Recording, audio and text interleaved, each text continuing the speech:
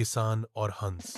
बहुत समय पहले एक शांत गांव में एक मेहनती किसान रहता था। उसके खेत में इस साल गेहूं की फसल लहलहा रही थी।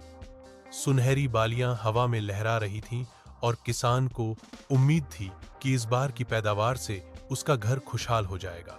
लेकिन उसकी खुशी ज्यादा दिन नहीं रही। हर रात झुंड के झुंड में हंस और अन्य जंगली पक्षी खेत में उतरते और गेहूं की बालियों को नोचकर खा जाते। कई बार वे हंस पौधों को उखाड़कर भी नुकसान पहुंचा देते।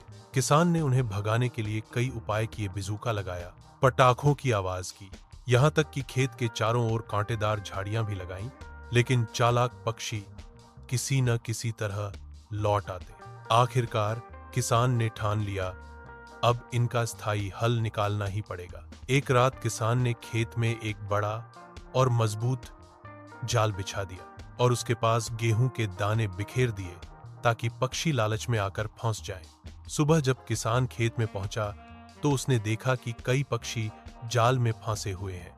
उनमें एक सुंदर हंस भी था जिसके पंख बर्फ जैसे सफेद थे और आंखों में डर साफ झलक रहा था। हंस ने दयनीय स्वर में कहा, कृपया मुझे छोड़ दीजिए, मैं तो आपकी फसल का नुकसान नहीं करता, मैं बस अपने दोस्तों के साथ गलती से यहां आ गया। किसान ने गंभीर स्वर में उत्तर दिया, हंस, हो सकता है तुम सच कह रहे हो, लेकिन तुम चोरों के साथ पकड़े गए हो। जैसे बुरे लोगों के साथ रहने से उनका दोष लगता है, वैसे ही गलत संगत में रहने से सज्जा सबको मिलती है। यह कहकर किसान ने सभी पक्षियों को खेत से दूर भगा दिया। हंस उस दिन एक महत्वपूर्ण सबक सीखकर उड़ गया। भले ही आप निर्दोष हों, लेकिन बुरी संगत में रहने से आपकी भी छवि खराब हो जाती है और दंड से बचना मुश्किल होता है। नीति मॉरल: निर्दोष होने पर भी अगर आप गलत संगत में हैं तो दोषी माने जाएंगे और सजा भी मिलेगी। ऐसी ही अद्भुत कहानियां रोज सुनने के लिए हमारे चैनल को लाइक और सब्सक्राइब करें।